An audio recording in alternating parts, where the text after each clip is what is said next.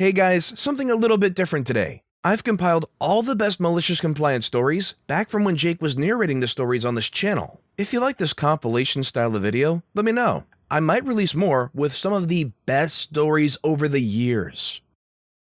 The art of humiliating my public speaking professor in front of his boss.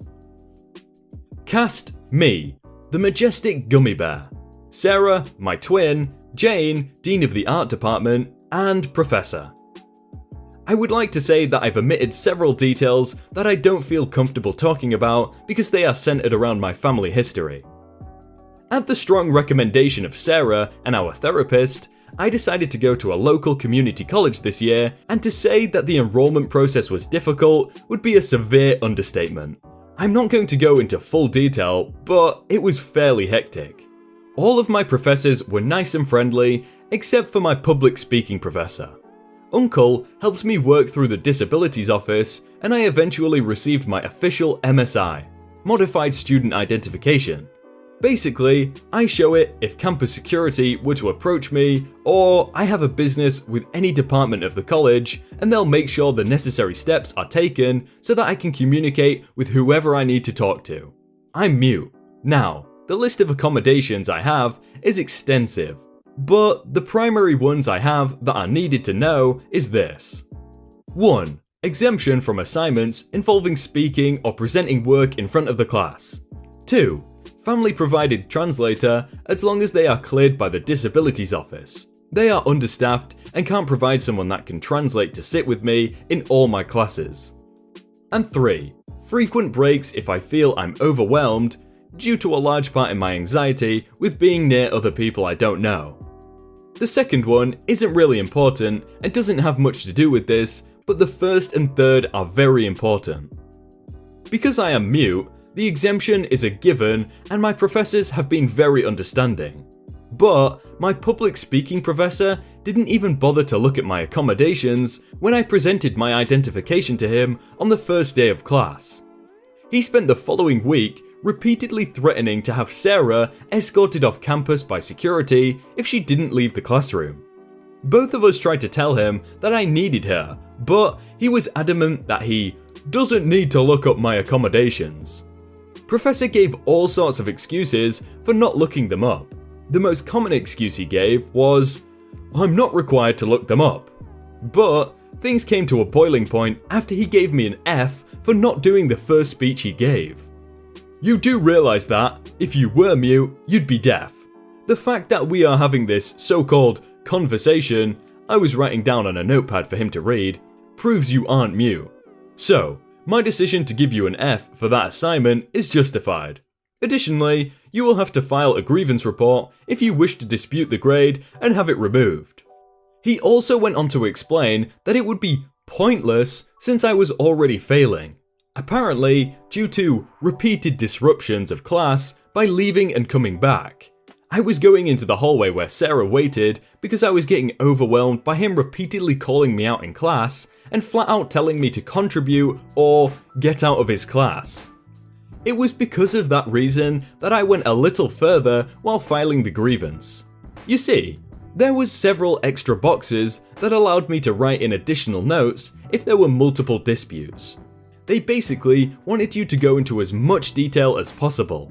So, I filled out several of those boxes, detailing everything from threatening to call campus security to have Sarah escorted off campus, to the grades he had given me being avoidable if he took some time to check my accommodations.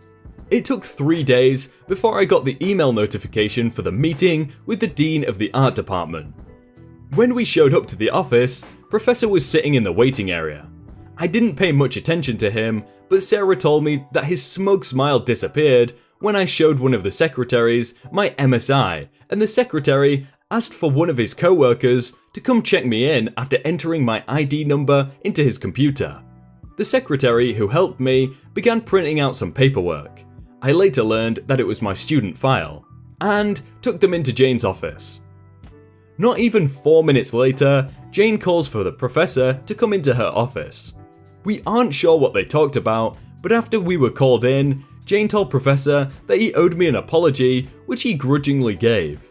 All of the bad grades for that class were dropped, and the professor was told that the campus guidance counselor would be paying our class a visit to talk about how his actions are not accepted on the campus. We later came to find out that he ended up losing his job on account of student discrimination. Apparently, I'm not the only student he's been doing this to. How can someone be so ignorant that they tell someone else how their disability works? Like, come on, dude. Cutting through the bank's red tape. So, this happened many years ago. I owned a house and wanted to do a bit of remodeling, so I took out a small home equity loan, $10,000. I ended up getting a new job a few hours away during the remodel and needed to sell the house. I finished the remodel quickly and got the house sold. Everything went well at closing, and a portion of the proceeds went to finish off the home equity loan and close the account. I know all the appropriate paperwork was done, as I played a part in submitting it to get done. Also, it's my understanding that you can't actually sell a house that still has a lien against it, so I would think that it would cause a problem during closing. Anyway, fast forward about a year, and I get a bill from the bank that they gave me the home equity loan for $50 to keep the account open. I contacted them, told them the situation, and they say, "No problem, just fax us some paperwork and we'll close the account." I think, okay, no big deal, and do it. The next month, I get another letter saying that I still owed $50, and here are some late fees too. I call them up again, and we basically go through the same thing. They claimed they had no record of me calling or receiving the fax. I asked that they ensure they save notes about this call and that I would send the fax right away and to look for it. The next month rolls around, and sure enough, I get another letter. I call again and get the same spill. "I'm sorry, sir, we have no record of your call." Are you kidding me? This time, I am recording the call myself, and I follow their requirements to the letter to get this sorted out. I make sure to get the confirmation receipt printed off the fax machine when I send it, showing that it was received by the bank's fax machine. I also follow up with them, and they confirm they actually received it. And a few weeks later, another bill with more fees. Having had enough, I went to a local branch. I knew they couldn't actually do anything, but figured if I was in front of someone, maybe they would have a bit of extra pull to get it sorted out. I walk in and meet an extremely nice fellow. We'll call him John, who I relayed the entire story to and informed him I had a large amount of evidence proving that I had attempted to cancel this loan. John, as expected, explained that he couldn't do anything himself, but he would be more than willing to call them back with me in his office. The people on the other end actually had the nerve to tell John and myself the same story. "I'm sorry, sir, but we have no record of you ever calling." John informed them that not only did I call, but I had plenty of evidence showing that I had called and had faxed them what they needed. Apparently, this made them a bit more compliant and offered to drop the fees if I paid them the $50 for the loan I didn't want. After a lot more back and forth about not paying at all and how the loans were cancelled now about a year and a half ago, I was done. Poor John had no idea how else he could help, and the lady on the other end was just not having any of it. Now, before I walked into the bank, I already had an idea in my head, but never figured I'd actually have to play this card. Enter my malicious compliance moment.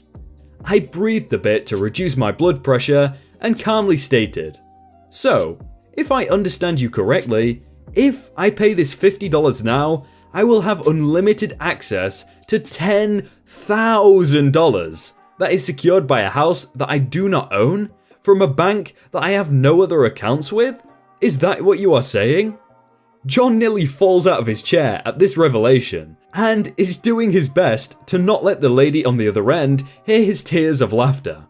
There is nothing but silence from her end. Apparently, she did not find this amusing at all. After quite some time of silence, she finally came back with a very terse, "Your account has been closed." We politely thank her and hang up.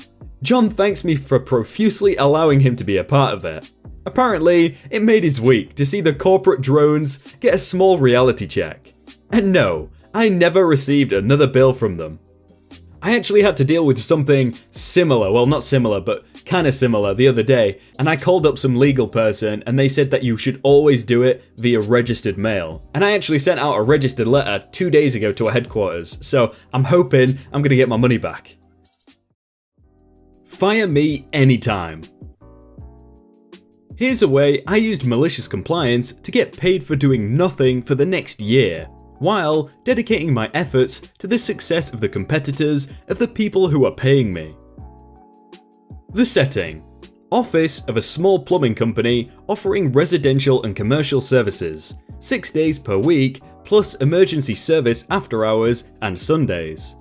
3 employees that handle dispatching, technicians, invoicing, scheduling, parts ordering, etc. We all have the same skill set and cover each other's backs. Technically, we have all been hired as dispatchers. Take note. Administrative stuff like payroll, accounts receivable, accounts payable, marketing are all done at head office, which has another 2 locations just like ours. The cast: OP, 30s guy, single, no kids, very flexible schedule. Smashley, late 20s, single mum, raising 3 brats between 5 and 10 years old, constantly leaving early and missing days due to motherhood duties, doctor's appointments, school meetings, etc. Howard, older than dirt. I think he helped Noah build the Ark. Has even more elderly parents with dementia, and has an arrangement with his sister. He lives with his parents on Friday, Saturday and Sunday, and works Monday to Thursday. Not available on the weekend under any circumstances. His sister lives with the parents Monday through Thursday. Howard doesn't need the job, but if he leaves, then his sister will offload some of these days onto his plate, and he's having none of that. SOB, you'll meet him later. So, the way this worked was Howard would come in at 6 AM and work until 2:30 PM, Monday through Thursday. Smashley would come in and work 9 AM to 3 PM, Monday through Friday, after getting her kids off to school and leaving early to pick them up. She would cover the weekends remotely from home. She also came in at 6 AM on Fridays, since Howard wasn't in.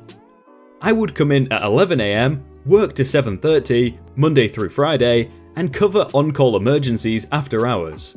My hours were altered from the 8 to 4:30 in my contract by verbal mutual agreement. I didn't mind, I liked to sleep in. All went along fabulously for a couple of years, until Smashley messed it all up.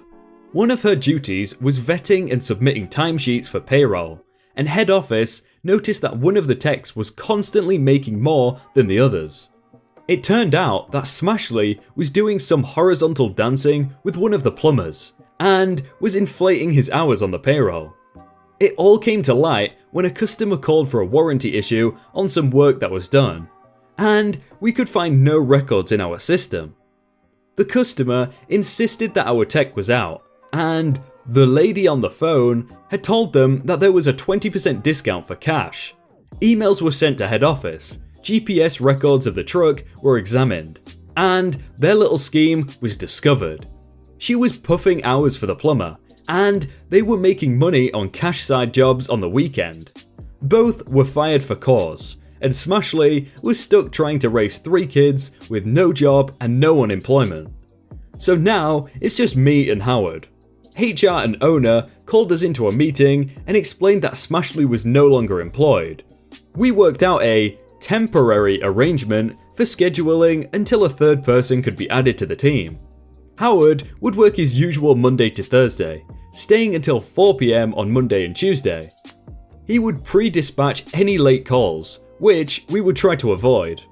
The field supervisor for the plumbers would take after-hour calls directly on Monday and Tuesday. I would work Wednesday through Sunday, and come in at 8 AM on Friday and work until my regular close time. I would pre-dispatch the plumber's first calls on Thursday nights. I covered after-hours calls Wednesday through Sunday. We were assured that this was a temporary arrangement until a replacement for Smashley could be found. She was let go last May. With only 2 people covering the office, neither Howard nor I could take any time off, as there was nobody to cover. September the 1st. Enter SOB. Sob was brought into the picture to handle administrative stuff, which admittedly had gotten a little loose when only Howard and I were covering. Things like missing POs on part orders, missing packing slips, reports of revenue and expenses being incomplete, that sort of thing. We were far too busy just trying to keep things running short-handed to deal with any of this stuff. Howard and I were also told that Sob would cover the dispatch board if required. He was a douche. He came into the shop claiming that he had been brought in to whip us into shape. I couldn't stand him from the beginning. Abrupt, aggressive, and with a vocabulary that used a lot of swear words. Just a douche. Whatever, let him handle his outward-facing stuff, dealing with vendors, ordering parts, fleet maintenance, all that stuff.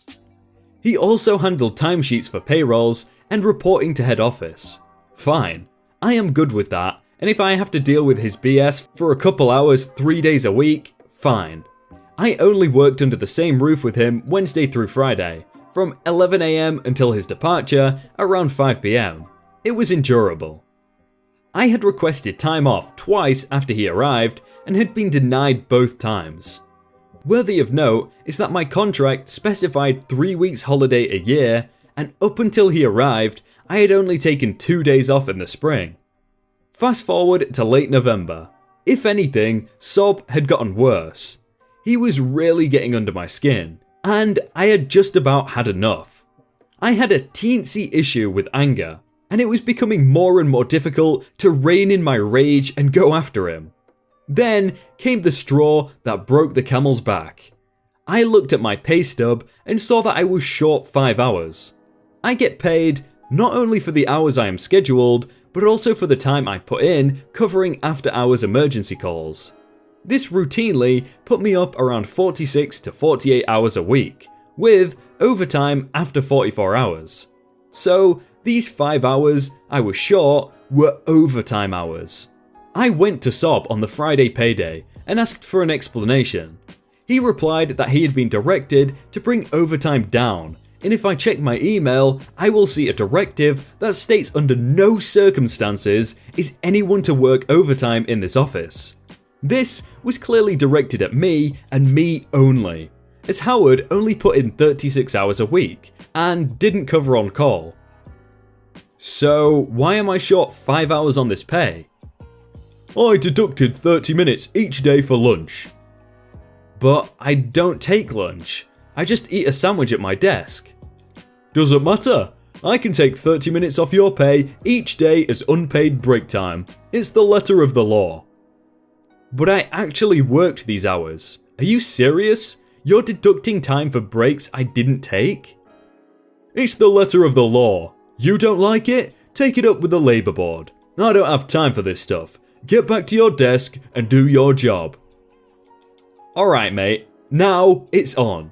Anger me all you like, be a douche all you like, but mess with my money? You are going to pay, and I will screw you over hard. I have a good friend, Eric, that I have known since high school, who is an associate at one of the better law firms in town. I invited him out for a few beers and some wings on Sunday night, and asked him if his firm handled stuff like this. You know, it's amazing the amount of advice you can get for a few pieces of chicken and some beer. Monday, I drove across town to a store and bought one of these. They are pretty easy to get. Just Google Spy Shop for your city or order one off Amazon. I fiddled around with it and figured out how to get it to work. On Wednesday, I showed up for work at my usual 11 AM start time, and things in the office were business as usual. Until 4 PM on the dot. I took my sandwich, a Coke, and a paperback novel, and sat in my car. It didn't take long. About 10 past 4, SOB comes storming into the parking lot and demands to know exactly what I am doing. Taking my lunch break, I replied. The phones are ringing off the hook. Jeff needs to process a credit card payment, and Mike is just about to clear his call. I need you back in there right now. Sorry Sob, but if you're not paying me for my break time, then I'm not working through my break time. Either you handle it, or I'll take care of it in... I checked my countdown timer on my cell phone. 17 minutes. And then I rolled the window back up. It was beautiful. SOB turned red and stormed back into the office. When I returned, he demanded to know what I thought I was up to.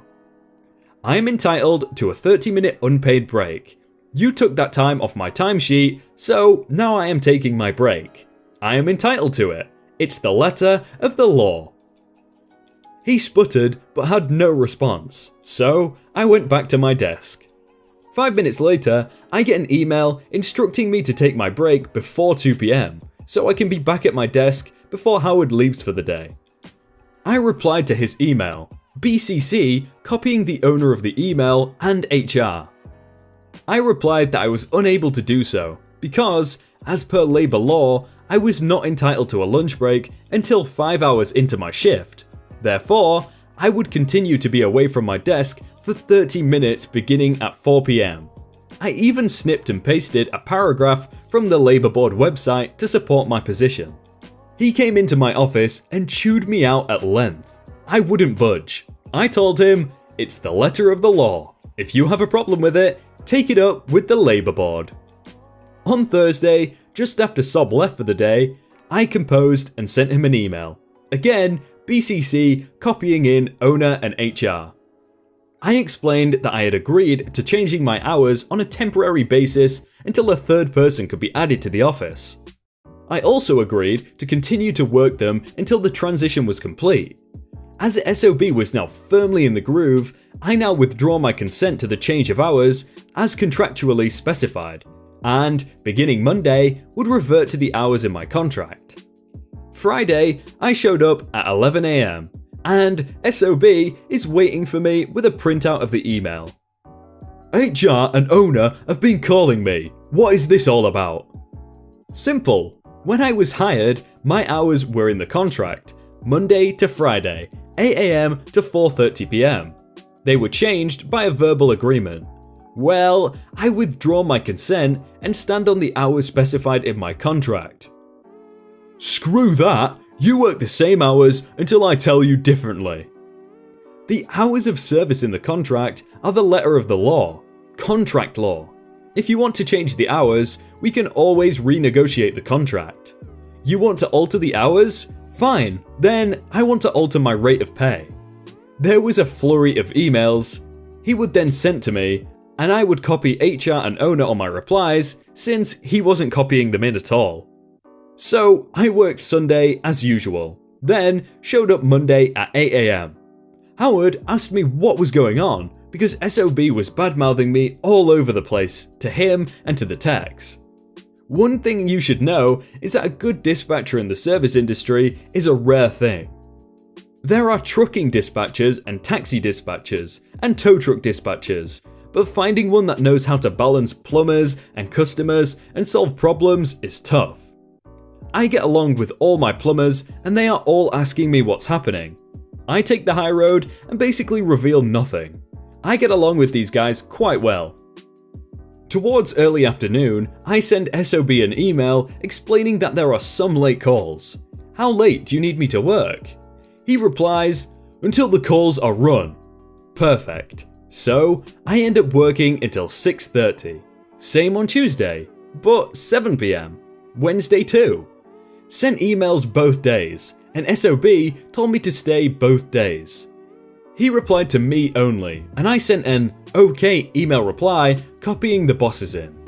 By Thursday morning, I had racked up 39.5 hours. 38 were in the office, and 1.5 hours taking after hours calls.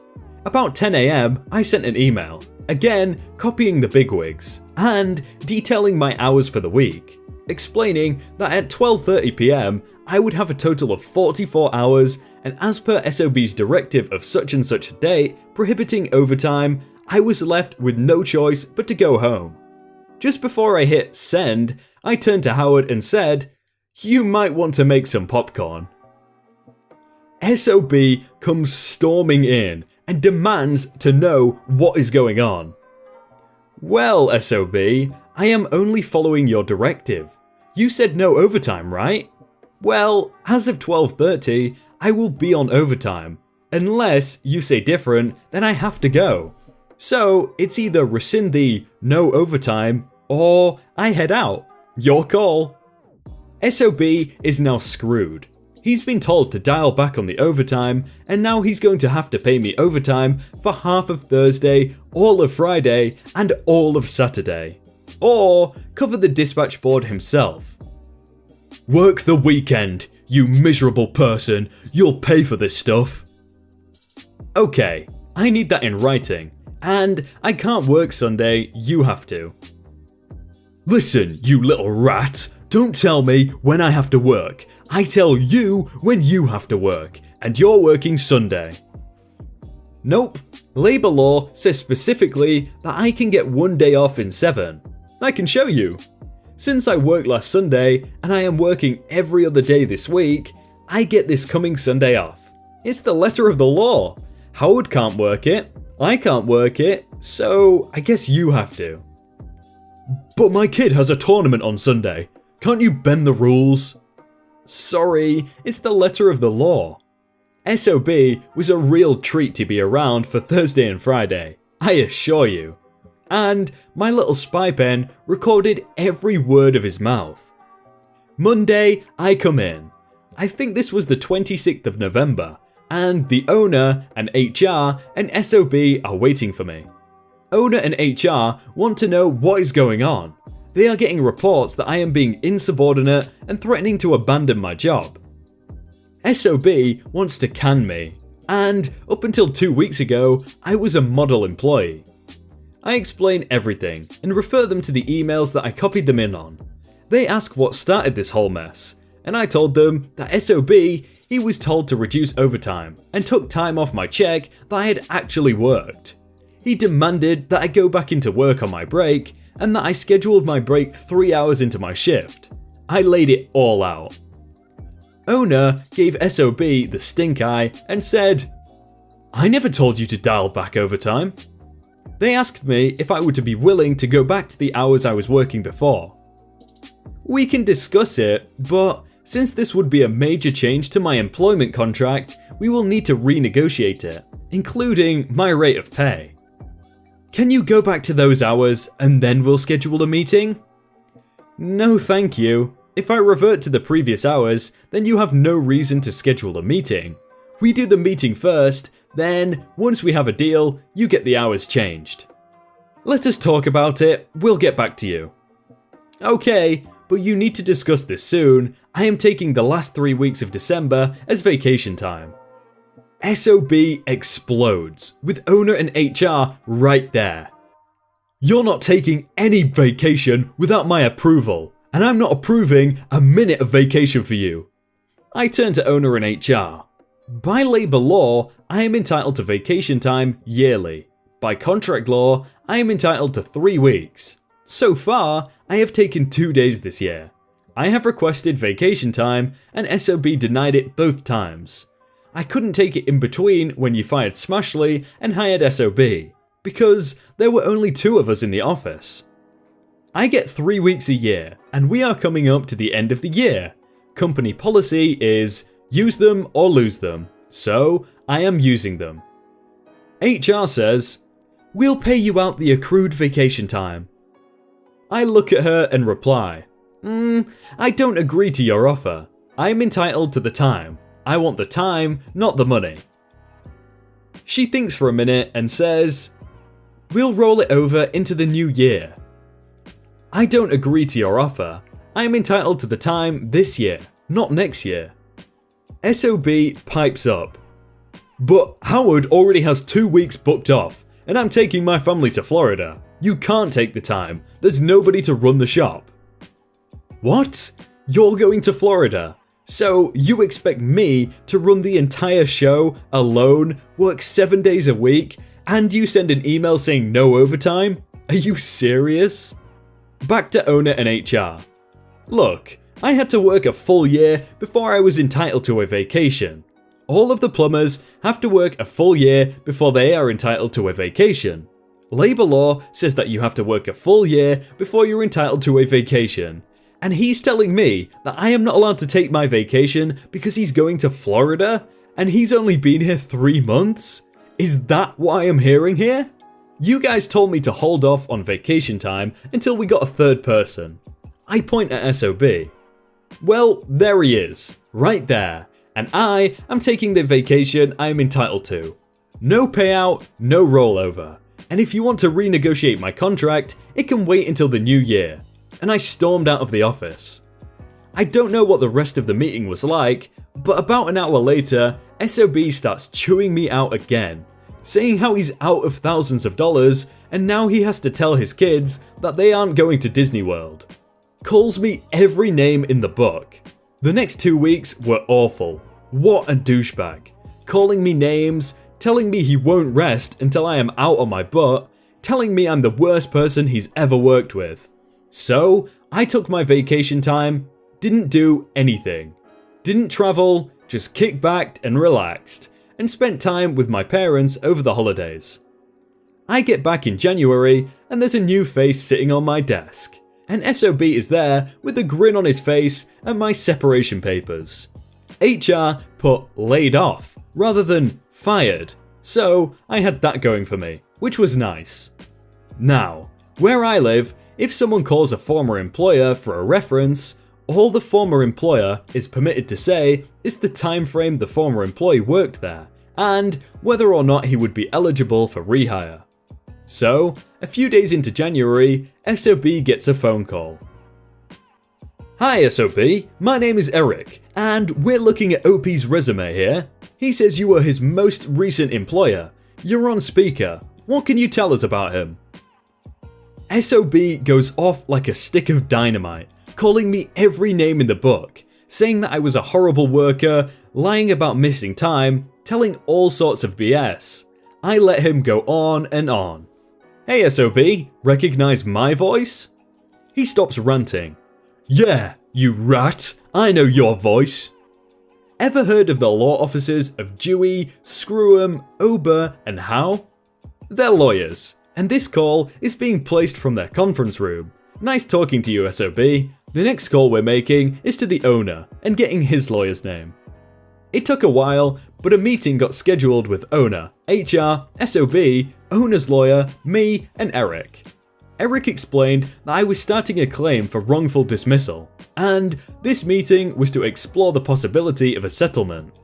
We laid out everything, every email, a timeline of events, and then the piece de la résistance. A supercut of audio of SOB yelling, threatening, ranting, and just being SOB. It was beautiful. SOB went white.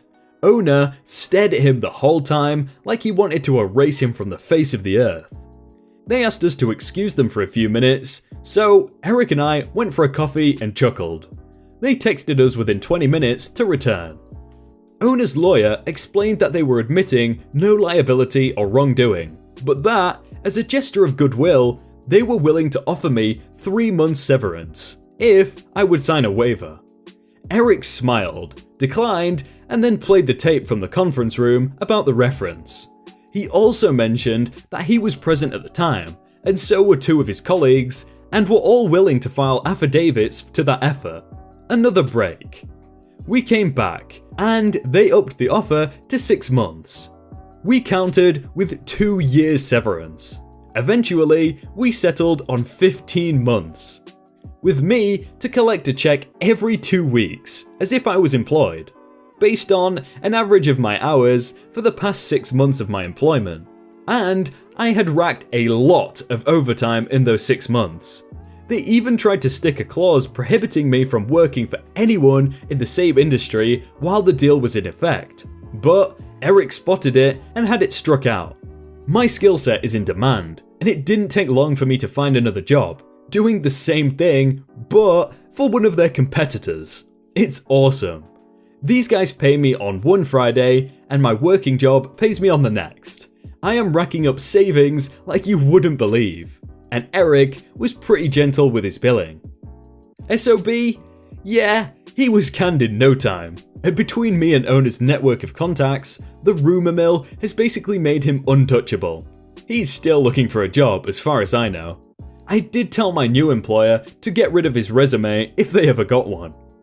But if I ever get a phone call asking me for a reference for SOB, all I can tell them is that I worked with them for 4 months in 2018.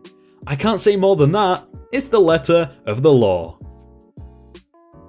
That was a great story. It was just so perfectly read out, like I could read that so easily and it made so much sense, and it was such a good story in the end as well. Perfectly legal, he got 15 months of pay without having to do anything, and the guy got fired and couldn't find a job. It was like a Malicious Compliance Pro Revenge crossover, but it was perfect. Demoted, then they realised they effed up. I will try to summarise this as much as possible, though context first. M, manager, S, supervisor, MF, manager's friend, me, and CO, co-operator, my counterpart that helped me run the department. Worked 9 years at a well-known company, worldwide provider of various products. Won't name this company, but it was a division of this company I worked for. I started this company at the bottom as a tech, did my job well, and excelled upwards. After 6 years, I was promoted into the national support group and also then excelled at this position. It was well paid and salary, which was a nice bump in pay, and the hours were great. After a year in the new position, I was promoted to a co-operator position, which I shared with another, which we were very good friends and got along very well. To this day, we still do lunches and chat quite frequently. Now, I was trained up on in the in-house software that runs the dispatching of techs, which was made by an in-house software developer, which the software used codes for areas and states. Very complex, but for him it worked. Though no documentation whatsoever, no manual, nothing. The guy that had the position before me was leaving the company for a better offer, so he took a month to train me on this software. And, of course, I wrote down all the codes for the areas, just so I didn't get anything wrong since there was no manual or instructions. He leaves the company. A year later, the developer of this software passes away from cancer. So now, no one but myself knows how to use this software. And taking vacations were far and in between due to this issue. I constantly ask for a backup to be trained so they can do this job while I go on vacations.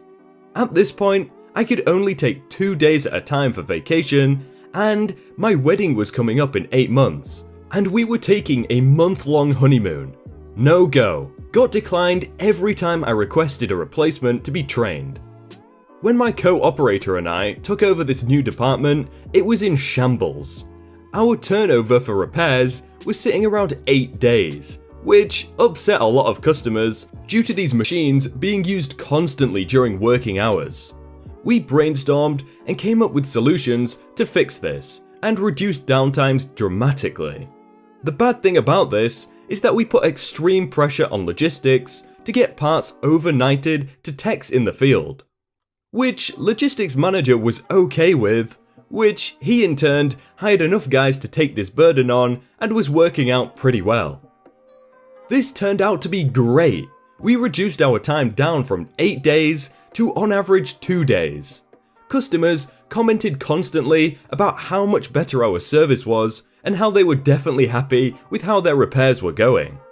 Then it starts to go south from this point. My manager was looking to move up the ladder and need to hire someone for his position. Of course, me and my co-operator apply for the position, since we know how to run this division and think we could do a great job. We both get overlooked for manager's friend, which he had no experience in this division whatsoever. He was actually one of the logistics purchasers. He has no idea whatsoever to run our department, nor any technical experience whatsoever. He of course gets this position, and right off the bat, this stupid idiot wants to change how we do things and reduce the strain on the logistics group.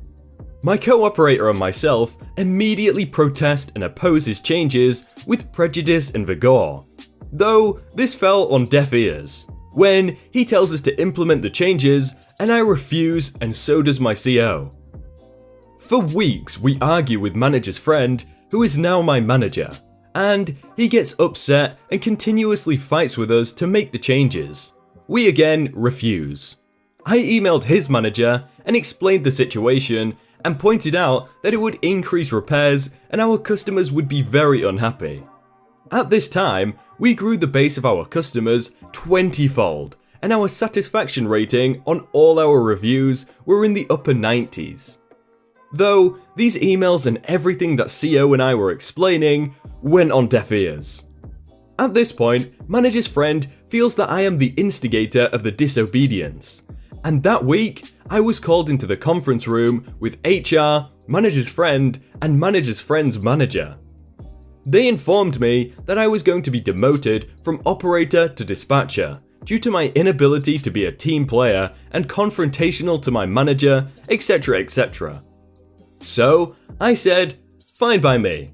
Meant less work and same pay, so I'm okay with this. Now, with this job, you had certain functions of the job that you could and could not do. You could only do what was assigned to you for that job description. Dispatchers could only dispatch calls to techs and not assign their own calls. That was my previous job. My co-operator at the time was in charge of escalations and onboarding techs and did not know the system I used to dispatch these calls. Next day, I come in and sit at my desk, waiting for calls to be put on my board, knowing that there was no one now to dispatch calls to the dispatchers. After about 4 hours, I get approached by the manager's friend, asking why I was not dispatching calls to everyone. I politely said, "Remember, I got demoted, I can't dispatch. It's not a part of my job description, and I don't want to be fired for doing something that I am not allowed to do." The dread on his face could be seen as it streaks up his back and hits him full force. At this point, he realized he just messed up. Of course, his manager and HR did not know anything about the software that was developed in-house and had no instructions on how to use it.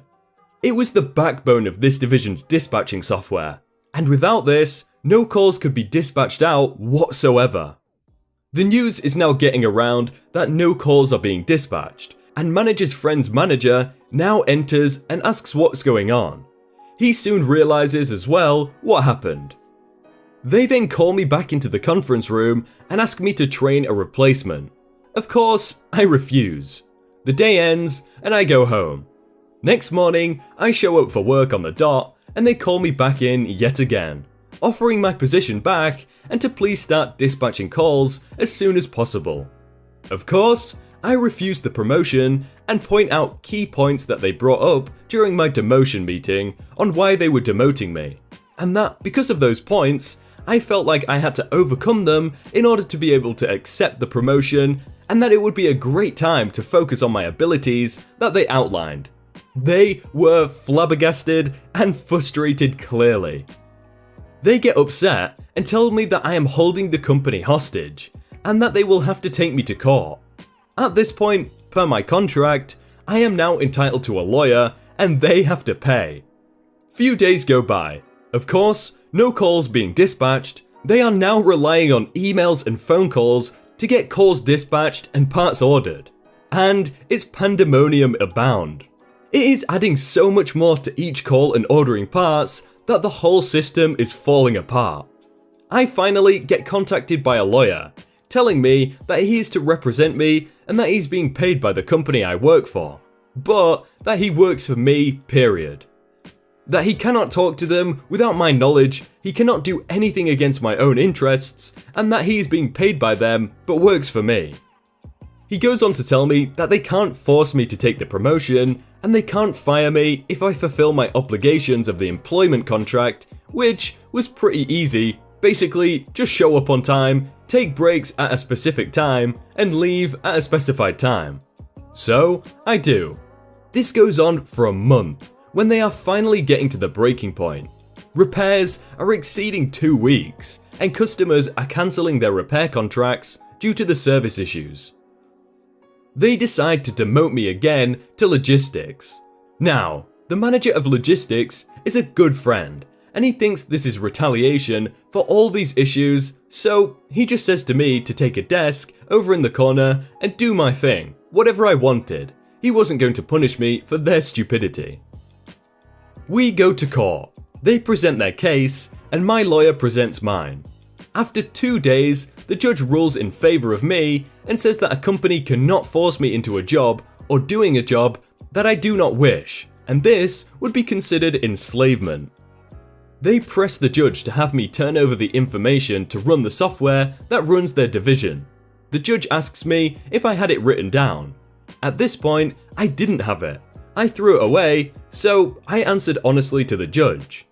Though I did say, I do remember how to use it and all the codes to dispatch. Since I did it for years, it became like second nature. Judge asked me if I would be willing to write down the instructions, and I politely said no. Judge said, okay, that's that then.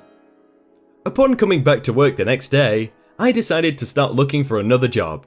After about a month, I found a new position at another company, making about 10% more and with better options, and also agreed to give me the month off with salary for my honeymoon.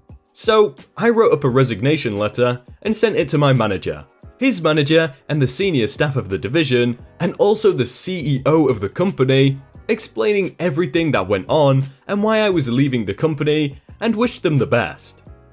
That Friday, I packed up my personal stuff and left.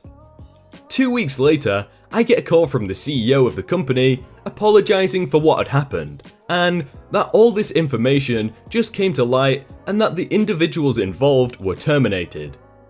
Manager's friend and manager's friend's manager and the one above him, which was sweet to my ears, and offered my job back. I politely declined. The division I ran was merged into another division a year later after it was not able to recover. 30% of the people that worked for that division were laid off or transferred to other divisions. My co-operator is still working for the same company though. He said after this whole ordeal, it never recovered and never was the same, and had gone downhill dramatically, and he will be retiring this year. I really want to know what they were thinking, like, this guy is the only person who knows how to do the most important thing our company does. Let's demote him. Now, he's no longer doing the job we took from him, so let's take him to court. Like, just geniuses, aren't the bunch of them. Just pay the $15 fine. So I work at a school library, right? We rent out chargers for phones and laptops upon request for a few hours, but they have relatively steep fines for being returned late. Usually I waive the fines, especially if it's returned less than an hour after it was due. In comes one guy, let's call him H, who is a serial laptop charger renter, almost every day. Well, a few days ago, he accidentally brought the charger home with him. Now, our fines are $1.50 an hour, which was about $20 total when he called in the next day.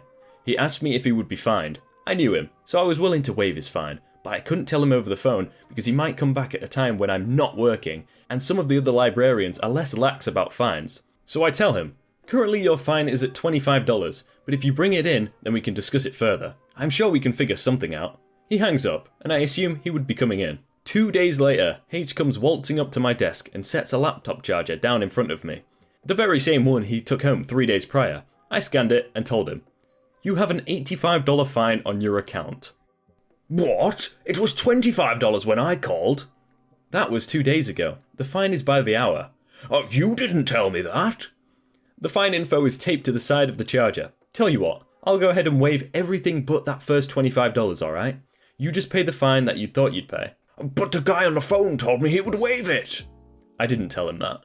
I'm waiving $60, so you only have to pay $25. "I want to talk to your boss." Now at this point, I should mention that we aren't strictly allowed to waive fines. It's just that the library can't tell the difference between a fine waived by a manager or just an employee. I was just being generous. If I bring my manager in here, you'll just have to pay the whole fine. "I want to talk to him." So I bring my manager. After hearing the situation, my manager bluntly says, "It's an $85 fine. Will that be cash or card?" He stammered and walked out the library. It's okay though, he just can't check out books or graduate until the fine is paid. C'est la vie. Yo, $85 for 3 days. If you left this for like a year, you'd be paying like $13,000, imagine that. Hell hath no fury like a teenager scorned. Growing up, my family ran a business dealing with water and wastewater pumps. By the time I was in high school, I worked for them outside of school as needed, and I'd grown up around the industry. At the time of this story, I was 16, maybe 17. I got a few funny looks out in the field sometimes, but normally wasn't a problem. This time, it was. Many sales they make do are bids. You go to the Builder's Exchange, which is basically a library for plans and blueprints. You pull the plans, get to the part applicable to you, and see what they want or need. Then, you submit a price you think will win you the job. Many times, the plans will actually specify a model that meets their needs, in which case you bid that or a comparable one. Other times, they will give you specifications and selection, and matching is up to you. Going through books and software for curves, chart that shows how it flows under load. This time was the former. The job is a retrofit/expansion on the city plant. The engineer had specified a model of pump he wanted, and I'd matched its specs. Put in a submittal for approval on the substitution as required. It gets approved, and we are cleared to enter a bid. We proceed forward putting together the bid. At one point, I have the plans in front of me, and I'm looking at the drawings. I don't like what I'm seeing, which is a lot of pipe and a lot of distance. I check and recheck and come up with the same result. The total head is how far you're pumping, calculated by distance and including losses from the pipe, is too much for the pipe that was specified. Way too much. This puts the pump way outside its curve. It's going to be deep into overload. I used my correct numbers and found a proper match, but not only was it significantly more expensive, but physically different, would require large revisions. So I put together a revised submittal with the numbers I ran, and the recommended pump. It included the math from the drawings and curves, faxed it over to the engineer's office, then I called him. It did not go well. Not only did he not listen to me, he was more than happy to lecture me. How dare I, a kid, tell him how to do his job? No, he would not accept any revisions or resubmittals. I had no idea what I was talking about, and I, personally, was no longer to have contract on this project. He did not use nice words. This couldn't stand. It was going to cause serious problems down the line. So, I did the only thing I could think of. I found the contract for city planning and told him. Made it about 3 minutes into trying to explain who I was and why I was calling before he cut me off and told me to refer to engineer and to not contact him again. Tried again for someone else later, did not make it past a receptionist.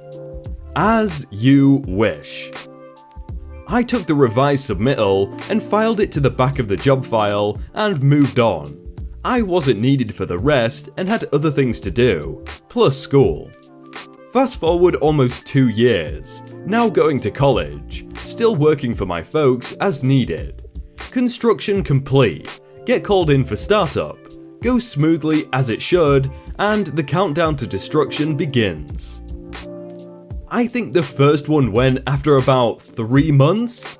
Only made it that long because those pumps are very well built. Emergency ship in a replacement. Second one a week or 3 after. Then another, and another, then the replacements start failing. The whole time, these are being invoiced including emergency shipping, and having to run out to start them up every time. They have no choice. This is the model the pads were cast for, and the piping run for. You can't directly substitute something else, like say, the correct pumps. Then it gets really fun. They start returning the burnt out units for warranty. The factory starts receiving these and tearing them down for failure analysis. I told our rep straight up that they were being run way outside their design point, knowingly. He was not amused. Warranty is denied, and they are billed for the diagnostic time and shipping. Manufacturer was in Germany, by the way.